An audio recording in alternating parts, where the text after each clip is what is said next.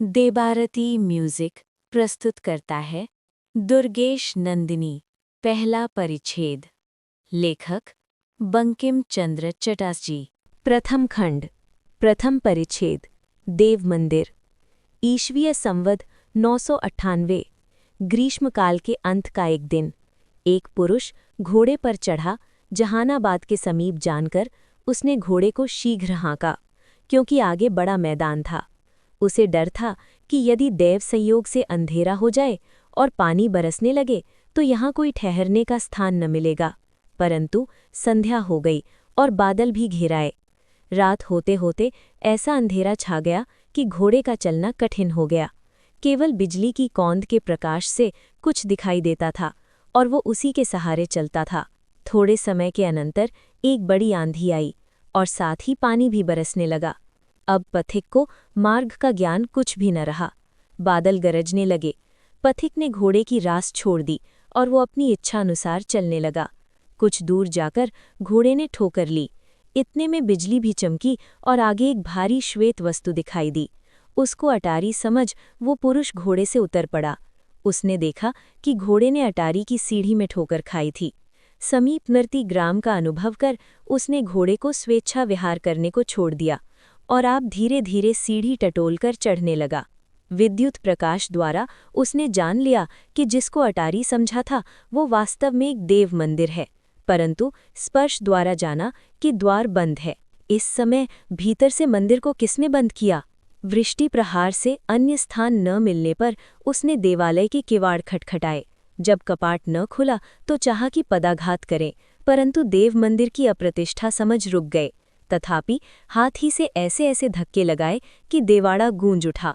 तभी मंदिर में घबराहट की ध्वनि और किसी के चिल्लाने का शब्द सुनाई दिया और कुंडी खुल गई। ज्यों ही मंदिर में प्रवेश किया, एकाएक वायु के वेग से भीतर का दीप भी ठंडा हो गया। परंतु मालूम हुआ कि मंदिर में कोई है। यहाँ कौन है? कोई मूर्ति है या क्या है?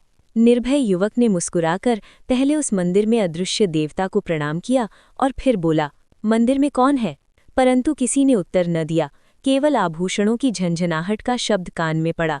वायु के वेग को रोकने के निमित्त दोनों कपाटों को भली भांति लगाकर पथिक ने फिर कहा, जो कोई मंदिर में हो सुनो, मैं शस्त्र बांधे द्वार पर विश्राम करता हूँ। यदि कोई विघ्न डालेगा तो बुरा फल भोगेगा, और यदि स्त्री हो तो सुख से विश्राम करे।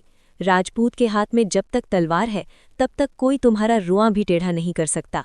मंदिर में से स्त्री स्वर में ये शब्द सुनाई दिया, आप कौन है? जान पड़ता है कि ये शब्द किसी स्त्री का है। तुम मुझको पूछकर क्या करोगी? मैं डरती हूँ। मैं कोई हूँ, मुझको उचित नहीं है कि मैं अपना पता बताऊं, परंतु मेरे रहते स्त्रियों को किसी प्रकार का भय नहीं है। तुम्हारी ये बात सुनकर हमको बड़ा साहस हुआ, नहीं तो हम मरी जाती थी। मेरी सखी घबराई हुई है। हम सांझ को इस शैलेश्वर की पूजा को आई थीं। हमारे कहार और दास दासी हमको त्याग कर न जाने कहाँ चले गए जब पानी बरसने लगा। तुम चिंता मत करो, अभी विश्राम करो। कल प्रातःकाल तुम्हारे घर तक पहुंचा दूंगा। ये शैलेश्वर तुम्हारा भला करेंगे। आधी रात को आंधी पानी बंद हो गया तब युवक ने कहा, तुम थोड़ी देर धीर धारण पूर्वक यहाँ ठहरो, मैं निकट ग्राम से एक दिया जला लाऊं। महाशय, ग्राम दूर है, इस मंदिर का रक्षक समीप ही रहता है। बाहर सुटाह पर अग्नि की सामग्री सर्वदा उसके घर में रहती है। युवक ने बाहर आकर रक्षक के गृह को देखा और द्वार पर जाकर उसको जगाया। उस रक्षक ने भय के मारे पहले द्वार नहीं खोला, परंतु बहुत कष्ट से उठा और दीपक जला दिया। युवक ने दीपक प्रकाश द्वारा देखा कि मंदिर में संगमरमर की एक शिव मूर्ति स्थापित है और उस मूर्ति के पिछाड़ी दो कामिनी खड़ी हैं। एक, जो उनमें नवीन थी, दीपक देखते ही सिमटकर सिर झुकाए बैठ गई, परंतु उसकी सूखी हुई कलाई में मणिमय चूड़ा और विचित्र कारचोबी का परिधान देखकर ज्ञात हुआ कि ये नीच जाति की स्त्री नहीं है। दूसरी स्त्री से मालूम हुआ कि ये उस नवीन सुंदरी की दासी है और वयस इसकी 29 वर्ष की थी। युवक ने देखा कि उन दोनों में से किसी का पहनावा इस देश के समान नहीं है, परंतु आर्य देश की स्त्रियों की भांति है। दिए की ज्योति उन पर पड़ने से स्त्रियों ने जाना कि उस देवतुल्य युवक की उम्र 25 वर्ष से कुछ अधिक होगी। शरीर इतना बलिष्ठ जैसे तपाया हुआ सोना। प्रशस्त ललाट में हीरा चमक रहा था और वक्षस्थल में हीरे की माला चित्त को मोहे लेती थी। पहले युवक ने अपने को उद्वेग रहित करने की इच्छा कर बड़े संकोच से कहा, जान पड़ता है तुम किसी बड़े घर की स्त्री हो, परंतु पता पूछने में संकोच मालूम होता है, किंतु हमारे यहाँ आने का जो कारण है वही तुम्हारा भी है, अतएव दृढ़तापूर्वक जिज्ञासा नहीं करता हूँ। महाशय, हम लोगों को पहले अपना पता बताना किसी प्रकार योग्य नहीं है। पता बतलाने का पहले और पीछे क्या? स्त्रियों का पता ही क्या? जिनका कोई कुल नहीं वो अपना पता क्या बतावेंगी? जो सर्वदा पर्दे में रहा करती हैं वो किस प्रकार अपने को प्रख्यात करें? जिस दिन से विधाता ने स्त्रियों को पति का नाम लेने को मना किया, उसी दिन से उनको बिना पते का कर दिया। युवक ने इसका कुछ उत्तर न दिया, क्योंकि उनका मन कहीं और था। नवीन स्त्री तिलोत्तमा ने घूंघट को क्रमशः उठाकर सहचरी के पीछे से तिरछी चितवन से युवा को देख रही थी। वार्तालाप करते करते युवक की भी दृष्टि उस पर पड़ी और दोनों की 4 आंखें हुईं। परस्पर अलौकिक आनंद प्राप्ति पूर्वक दोनों के नेत्र ऐसे लड़े कि पलकों को भी भूल गया और ऊपर ही टंगी रहीं, परंतु लज्जा ने झट आकर स्त्री के नयन कपाट को बंद कर दिया और उसने अपना सिर झुका लिया। जब सहचरी ने अपने वाक्य का उत्तर न पाया तो युवक के मुख की ओर देखने लगी और उनके गुप्त व्यवहार को समझकर उस नवीना से बोली, क्यों, महादेव के मंदिर में ही तूने प्रेम पाश फैलाया? नवीना ने सहचरी की उंगली दबाकर धीरे से कहा, चल बक नहीं। इन लक्षणों से ज्ञात होता है कि आज ये लड़की इस परम सुंदर पुरुष को देख मदन बाण से बिध हुई है। अब क्या करूं? यदि किसी प्रकार से इस पुरुष को यहाँ से टालूं तो अच्छा हो। महाशय, स्त्री की जाति ऐसी है कि उसको वायु से भी कलंक लगता है और आज इस आंधी से बचना अति कठिन है। अब पानी बंद हो गया है, धीरे धीरे घर चलना चाहिए। यदि अकेली इतनी रात को तुम पैदल जाओगी तो अच्छा नहीं। चलो मैं तुमको पहुंचा आऊं। अब आकाश निर्मल हो गया। मैं अब तक अपने स्थान को चला जाता, परंतु मुझको तुम्हारी रूप राशि सखी का अकेला जाना अच्छा नहीं दिखता। इस कारण अभी तक यहाँ ठहरा हूँ। आपने हमारे ऊपर बड़ी दया की और कृतज्ञता के भय से हम लोग और कुछ नहीं कह सकते। महाशय, स्त्रियों की दुर्दशा कुछ आप सुन ही चुके हैं। हम लोग तो स्वाभाविक अविश्वास पात्र हैं। यदि आप चलकर हमको पहुंचाइएगा तो ये हमारा सौभाग्य है, किंतु जब हमारा स्वामी इस कन्या का पिता पूछेगा कि तुम इतनी रात को किसके संग आई, तो ये क्या उत्तर देगी?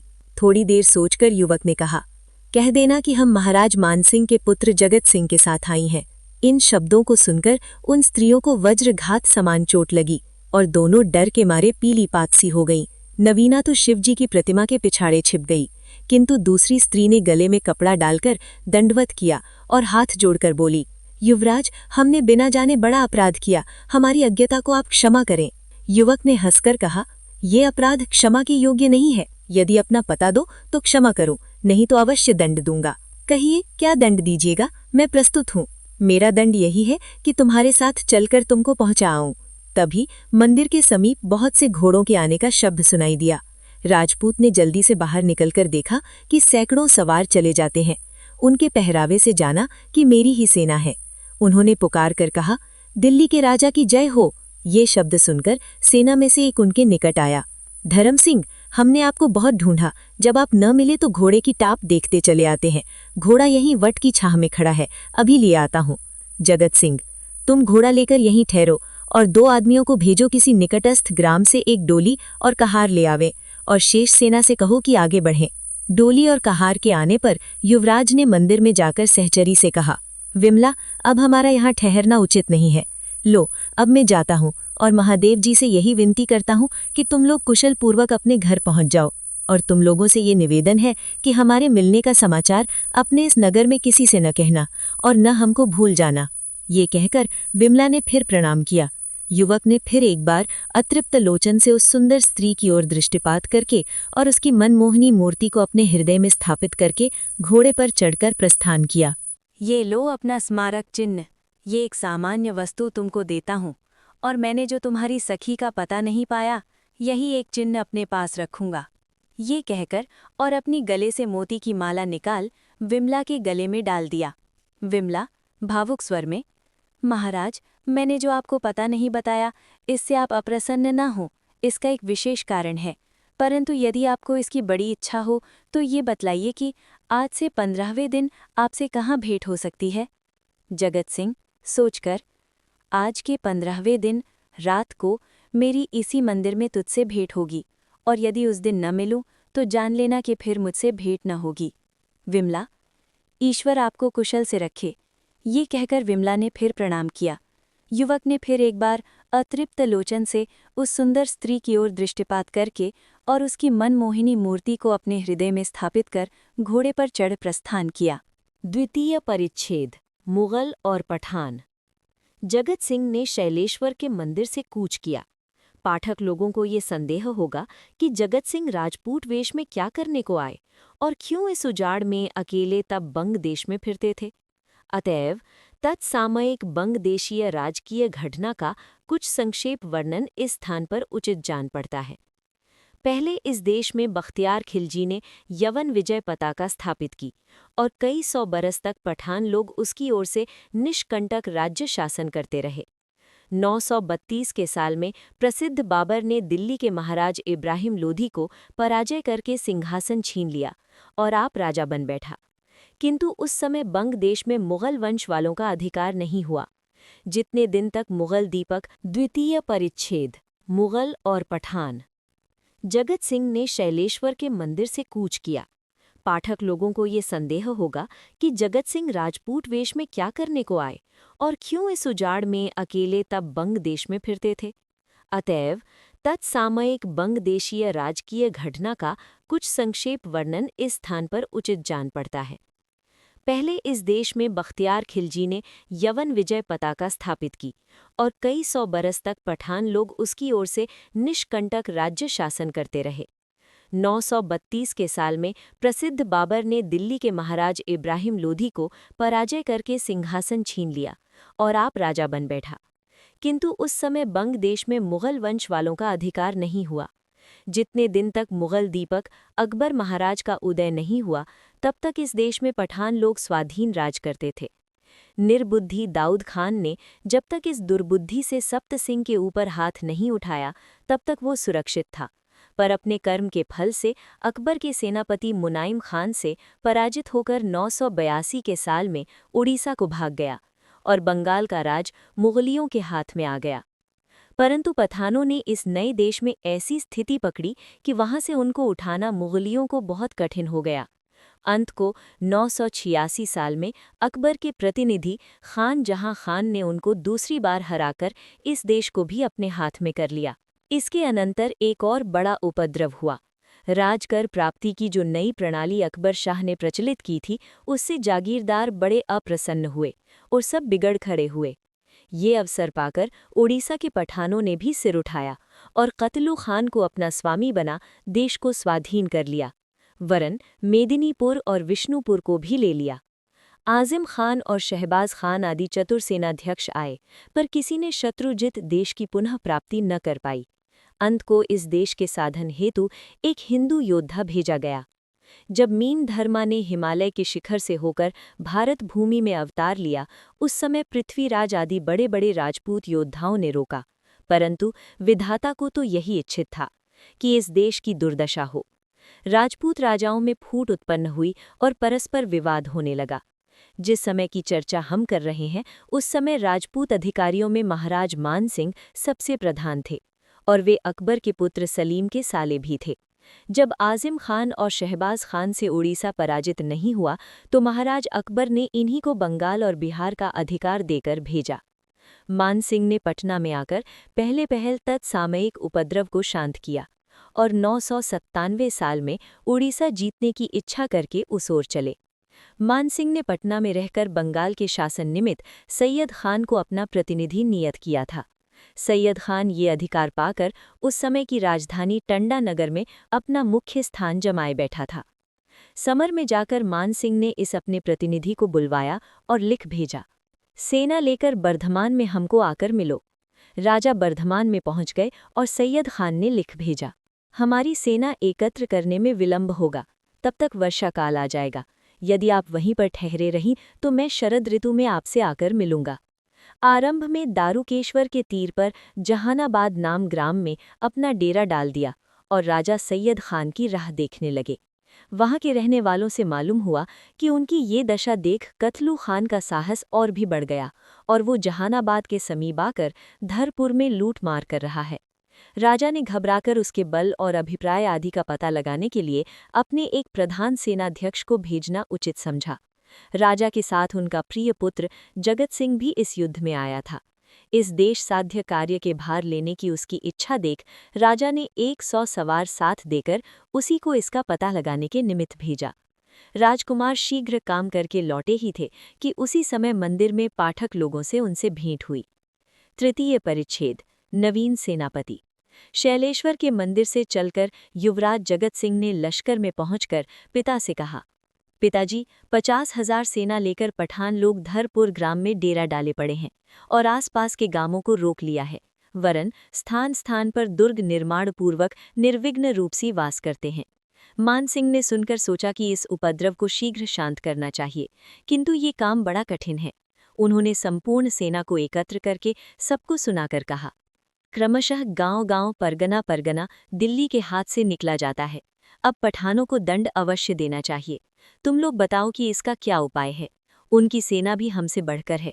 यदि उनसे युद्ध करे तो पहले तो जीतने की संभावना नहीं, और यदि ईश्वर सहाय हो तो उनको देश से निकालना सहज नहीं है। सब लोग विचार कर देखो। यदि लड़ाई में हार गए तो फिर प्राण बचाना कठिन है, किंतु आशा भी न छोड़ना चाहिए। सैयद खान की पुनः प्राप्ति की राह भी देखना उचित है, और बैरी दमन का भी उपाय अवश्य है। अब तुम लोगों की क्या राय है? दबे दबे सेनाध्यक्षों ने एक मत होकर उत्तर दिया, सैयद खान का मार्ग प्रतीक्षा अवश्य करना चाहिए। मान सिंह, मेरी समझ में आता है कि थोड़ी सेना लेकर तुम में से एक जन आगे जाए और जहां तक हो सके शत्रु सेना देखावे और उनको भय दिखावे। मुगल सैनिक व्यंग्य से, ऐसा कौन साहसी है जो जानबूझकर काल के मुंह में जाएगा? मान सिंह क्रोध में, क्या इतने राजपूत और मुगल खड़े हैं, उनमें से ऐसा कोई वीर नहीं है जो मृत्यु से न डरता हो? सुनते ही 5-7 मुगल और राजपूत आकर बोले, सैनिक, महाराज, हम सब इस बात के निमित्त तैयार हैं। जगत सिंह भी उस स्थान पर प्रस्तुत थे। उनका वय अभी बहुत कम था। वे सबके पीछे खड़े होकर बोले, आज्ञा हो तो मैं भी दिल्ली ईश्वर के कार्य साधन हेतु बद्ध परिकर हूँ। मान सिंह, क्यों न हो, आज मैंने जाना कि अभी मुगल और राजपूत वंश में वीरता का अंश है। तुम सब लोग इस कठिन काम को करने को खड़े हो तो मैं किसको भेजूं और किसको न भेजूं? एक दरबारी हंसकर, महाराज, यदि बहुत लोग प्रस्तुत है तो बहुत आदमी जाने में क्या क्षति है। इस ऊपर चढ़ी में आपकी सेना का व्यय कम हो जाएगा। जो सबसे थोड़ी सेना लेकर जाने को कहे उसी को भेजिए। राजा ने इस उत्तम उपाय को स्वीकार किया और पहले जो सामने आया था उससे पूछा, मान सिंह, तुम कितनी सेना लेकर जाना चाहते हो? सैनिक, हमको 15,000 सेना चाहिए। मान सिंह, यदि हम तुमको 15,000 सेना दे दें तो हमारे पास फिर कुछ न रह जाएगा। कोई 10,000 लेकर नहीं जा सकता। सेनापति चुप रह गए। अंत को राजा का स्नेह पात्र यशवंत सिंह नामी एक राजपूत योद्धा तैयार हुआ। राजा प्रसन्न चित्त होकर सबकी ओर देखने लगे। कुमार जगत सिंह राजा की दृष्टि अभिलाषी खड़े थे। ज्यों ही राजा ने उनकी ओर देखा, उन्होंने विनयपूर्वक कहा, महाराज की आज्ञा हो तो मैं केवल 5,000 पदाती लेकर कतलू खान को स्वर्ण रेखा के पार उताराऊं। राजा मान सिंह सन्नाटे में आ गए। सेनापति भी सब कानाफूसी करने लगे। थोड़ी देर के बाद राजा ने कहा, स्नेह से, मैंने जाना कि तुम कुल तिलक होगे, किंतु अभी तुम इस काम के योग्य नहीं हो। जगत सिंह, यदि कार्य सिद्ध न हो और सेना को किसी प्रकार हानि पहुंचे तो मेरा उचित दंड किया जाए। राजा मान सिंह ने कुछ सोचकर कहा, मैं तुम्हारी इच्छा को भंग न करूंगा। अच्छा तो जाओ। और आंखों में आंसू भरकर पुत्र को हृदय से लगाकर विदा किया और सकल सेनापति अपने अपने स्थान को चले गए। चतुर्थ परिच्छेद, मांदारणगढ़। जगत सिंह जिस मार्ग से विष्णुपुर से जहानाबाद को गए थे उसका चिन्ह अद्यापि वर्तमान है। इसके दक्षिण मांदारणगढ़ नाम का एक ग्राम है, और जिन स्त्रियों से मंदिर में साक्षात हुआ था वे वहां से चलकर इसी गांव की ओर गई थीं। प्राचीन समय में इस स्थान पर कई दुर्ग थे, इसी कारण इसका नाम मांदारणगढ़ पड़ा। दामोदर नदी इसके बीच से बहती है और एक स्थान पर यह नदी ऐसी टेढ़ी होकर निकली है कि एक त्रिकोण सा बन गया है, और इसी त्रिभुज में जहां नदी का मोड़ था एक बड़ा भारी दुर्ग बना था। नीचे से ऊपर तक आग के रंग की श्यामता देख पर्वत की भ्रांति उत्पन्न करती थी, और दोनों ओर पत्थर के नीचे बहती नदी की धारा और ही छवि दिखाती थी। काल पाकर ऊपर का भाग तो इसका गिर गया, परंतु नीचे और तहों के कुंज अब भी पड़े हुए हैं, जहां नाना प्रकार के जीव जंतु वास करते हैं। नदी के उस पार भी अमीरों के कई गढ़ बने थे, और उनमें एक कुल के कई धनाढ्य और तेजस्वी पुरुष पृथक पृथक रहते थे। ऊर्ध्व लिखित लोगों के अतिरिक्त इस स्थान पर और किसी से मतलब नहीं है। दिल्ली के महाराज जब सेना लेकर बंग देश जीतने को आए थे, उनके साथ ही एक जयधर सिंह नामी सैनिक भी आया था। और जिस दिन महाराज ने जय पाई, उस दिन इसने बड़ा साहस दिखलाया था। महाराज प्रसन्न होकर ये मांदारणगढ़ उसको पुरस्कार में दिया था। क्रमशः इस वीर का वंश बहुत बढ़ा और काल पाकर बंगाधिपति को प्रचार के माध्यम से हटाकर इस स्थान पर गढ़ निर्माण पूर्वक स्वाधीन होकर रहने लगा। जिस गढ़ का सविस्तर वर्णन हुआ है, उसमें 998 साल में बीरेंद्र सिंह नामी जयधर सिंह का एक वंशज रहता था। बीरेंद्र सिंह दंभ और अधीरता के कारण अपने पिता की आज्ञा नहीं मानता था और इसी कारण उनका आपस में मेल नहीं था। पुत्र के विवाह के निमित्त पिता ने निकटस्थ एक अपनी जाति वाले की कन्या ठहराई थी। बेटी वाले को और कोई संतान नहीं थी, किंतु कन्या परम सुंदर थी। पिता ने इस संबंध को अति उत्तम समझा और यथोचित उद्योग करने लगा, किंतु बीरेंद्र सिंह के मन का ये विवाह नहीं था। उसने उसी ग्राम की एक पतिहीन दरिद्र स्त्री की कन्या से छिपकर अपना विवाह कर लिया। पिता ने जब ये समाचार सुना तो बहुत रुष्ट हुआ और बीरेंद्र को घर से निकाल दिया। उसने अपनी स्त्री को भी छोड़ दिया क्योंकि वो गर्भिणी थी और आप सिपाहियों में नौकरी करने की इच्छा कर वहां से चल दिया। पुत्र के चले जाने से वृद्ध पिता को बड़ा क्लेश हुआ और उसके पता लगाने का यत्न करने लगा, परंतु क्या हो सकता था। तब उसने बहू को अपने घर में रखा। समय पाकर उसको एक कन्या उत्पन्न हुई। थोड़े दिन के अनंतर माता इस लड़की की मर गई और वो अनाथ अपने दादा के यहाँ बड़ी हुई। वीरेंद्र सिंह की वापसी। वीरेंद्र सिंह ने दिल्ली में जाकर राजपूतों की ही सेना में सेवा कर ली और अपने गुणों से थोड़े ही दिनों में पदवी पाई और खूब धन और यश संचय किया। इतने में पिता के मरने का समाचार मिला और नौकरी छोड़कर घर चले आए। दिल्ली से उनके साथ बहुत से लोग आए थे। उनमें एक दासी और एक परमहंस भी आया था। पात्रों का परिचय। परिचारिका का नाम विमला और परमहंस का नाम अभिराम स्वामी था। परिचारिका को हमने परिचारिका करके लिखा है, वही परिपाटी अभी चली जाएगी। वो घर के सब कर्म और विशेषकर वीरेंद्र सिंह की लड़की का लालन पालन किया करती थी। इसके अतिरिक्त और कोई काम वो नहीं करती थी, परंतु लक्षण उसके दासी के से न थे। जैसे गृहिणी का आदर होता है, उसी प्रकार उसका भी होता था और सब लोग उसको मानते थे। रूप भी उसका कुछ बुरा न था। उसकी ढलती हुई जवानी देखकर ज्ञात होता था कि कुछ समय में वो एक ही रही होगी। गजपति विद्या दिग्गज नामी अभिराम स्वामी का एक शिष्य था। यद्यपि उसको अलंकार शास्त्र का कुछ ज्ञान न था, परंतु रस अंग से भरा था। उसने विमला को देखकर कहा, गजपति विद्या दिग्गज, परिचारिका तो घड़े के घी की प्रकृति रखती है। ज्यों-ज्यों कामाग्नि कम होती है, त्यों-त्यों शरीर उसका पुष्ट होता जाता है। जिस दिन गजपति विद्या दिग्गज ने ये बोली बोली, उसी दिन से विमला ने उनका नाम रसिक दास स्वामी रखा। विमला विधवा थी कि सधवा, ये कोई नहीं जानता था, पर आचरण उसके सब सधवा के से थे। दुर्गेश नंदिनी तिलोत्तमा का जैसा स्नेह था, वो मंदिर में प्रकाश हो चुका है। विमला भी उसको वैसा ही चाहती थी। वीरेंद्र सिंह के साथी अभिराम स्वामी सर्वदा दुर्ग में नहीं रहते थे, कभी कभी बाहर भी चले जाते थे। उनकी बहुदर्शिता और बुद्धिमानी में वीरेंद्र सिंह को कुछ संदेह न था। सांसारिक विषयों को त्याग अहर्निश अपने धर्म में लगे रहते थे और राग क्षोभ का भी उन्होंने त्याग कर दिया था। वीरेंद्र सिंह ने इनको अपना दीक्षा गुरु बना रखा था। इन दोनों के अतिरिक्त आसमानी नाम की एक और परिचारिका वीरेंद्र सिंह के साथ आई थी। 5वां परिच्छेद। अभिराम स्वामी का मंत्र। तिलोत्तमा और विमला दोनों मंदिर से चलकर कुशलपूर्वक अपने घर पहुंच गईं। 3-4 दिन के अनंतर एक दिवस बीरेंद्र सिंह अपने दीवान खाने में मसनद पर बैठे थे कि अभिराम स्वामी वहां आन पहुंचे। बीरेंद्र सिंह ने उठकर स्वामी जी को दंडवत किया और बैठने के निमित्त एक कुशासन बिछा दिया। आज्ञा पाकर आप भी बैठ गए। अभिराम स्वामी गंभीर स्वर में, बीरेंद्र, आज मैं तुमसे कुछ कहना चाहता हूँ। बीरेंद्र सिंह, आज्ञा महाराज। अभिराम स्वामी, आजकल मोगल और पठानों में बड़ा युद्ध हो रहा है। बीरेंद्र सिंह, हाँ, कोई भारी आपत्ति आवेगी। अभिराम स्वामी, आवेगी? क्या कहते हो? ये कहो कि अब क्या करना होगा। बीरेंद्र सिंह दंभ और गर्व से, शत्रु आएगा तो उसका नाश करूंगा, और क्या करूंगा। अभिराम स्वामी समझाते हुए, बीरेंद्र, वीरों के यही काम है, किंतु केवल कथन मात्र से जय न होगी, कर्तव्य भी चाहिए। तुम्हारी वीरता में कुछ संदेह नहीं, परंतु तुम्हारे पास सेना नहीं है। मुगल पठान दोनों सेना बल में तुमसे श्रेष्ठ हैं। बिना एक की सहायता लिए जय पाना सहज नहीं है। बीरेंद्र सिंह, परंतु अभिराम स्वामी, मेरी बातों से अप्रसन्न न होना, सोचो और मन में विचारो। एक बात यह है कि दोनों से शत्रुता करके क्या करोगे? पहले तो दोनों शत्रु नहीं, और यदि ऐसा ही आन पड़े तो दो शत्रु से एक अच्छा है। हमारी बातों को भली भांति विचार करके देखो। बीरेंद्र सिंह, फिर आप किधर की संधि चाहते हैं?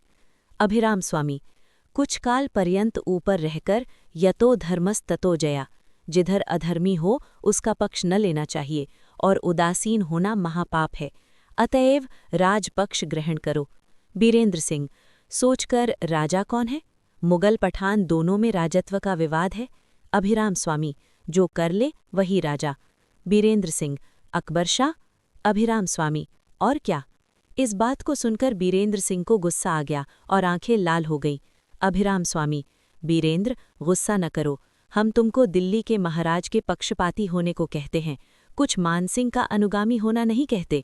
बीरेंद्र सिंह, हाथ फैलाकर शपथ लेते हुए, आपके चरण के प्रभाव से इसी हाथ से मानसिंह का नाश करूंगा। अभिराम स्वामी, जरा शांत हो, क्रोध बस होकर अपना काम बिगाड़ना न चाहिए। मानसिंह को उसके अपराधों का दंड देना उचित है, पर अकबर से लड़ने में क्या लाभ होगा? बीरेंद्र सिंह, क्रोध में, अकबर के पक्षपाती होने से उसके सेनापति के अधीन होना होगा, उसकी सहायता करनी पड़ेगी। और मानसिंह के अतिरिक्त और कौन सेनापति है? गुरुदेव, जब तक देह में प्राण है तब तक तो ये कर्म बीरेंद्र सिंह से न होगा। अभिराम स्वामी, क्या पठानों की सहायता करनी तुम्हारे मन में है? बीरेंद्र सिंह, पक्ष अपक्ष के भेद से क्या लाभ होगा? अभिराम स्वामी लंबी सांस लेकर चुप रहे, फिर आंखों में आंसू भर लाए। बीरेंद्र सिंह ने उनकी ये दशा देख कहा, बीरेंद्र सिंह, गुरुजी क्षमा कीजिए, यदि मैंने कोई अपराध किया हो तो बताइए। अभिराम स्वामी आंसू पोंछकर, सुनो, मैं कई दिन से ज्योतिष का हिसाब लगा रहा था और विशेष करके तुम्हारी लड़की का फल विचार रहा था, क्योंकि तुम जानते हो कि मैं उस पर अधिकतर स्नेह रखता हूँ। बीरेंद्र का मुंह सूख गया। उन्होंने आग्रह से कहा, बीरेंद्र सिंह, ज्योतिष में क्या निकला? अभिराम स्वामी, मुगल सेनापति द्वारा तिलोत्तमा को बड़ा क्लेश होगा। बीरेंद्र सिंह के मुख पर श्यामता आ गई। अभिराम स्वामी, मुगलों से विरोध करने में ये अमंगल होगा, मेल करने से न होगा, इसीलिए मैं तुमको उनका पक्षपाती होने को कहता हूँ। मुझको कुछ तुम्हें खिजाने की लालसा नहीं है। मनुष्य का करना सब निष्फल है। विधाता ने जो लिख दिया है वो अवश्य होगा, नहीं तो तुम्हारी बुद्धि ऐसी न होती। बीरेंद्र सिंह सन्नाटे में आ गए। बीरेंद्र, द्वार पर कतलू खां का दूध खड़ा है।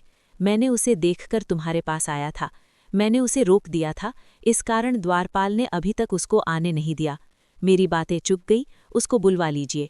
बीरेंद्र सिंह गहरी सांस लेकर, गुरुदेव, जब तक मैंने तिलोत्तमा को देखा नहीं था उसे अपनी लड़की नहीं समझता था।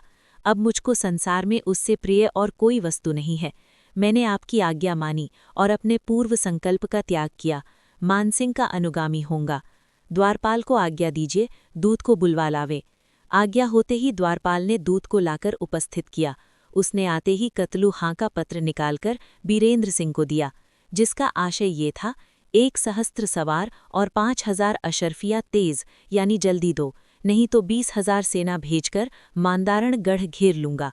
पत्र पढ़कर बीरेंद्र सिंह ने कहा, दूत, तुम जाकर अपने स्वामी से कह दो कि सेना भेज दो, मैं देख लूंगा।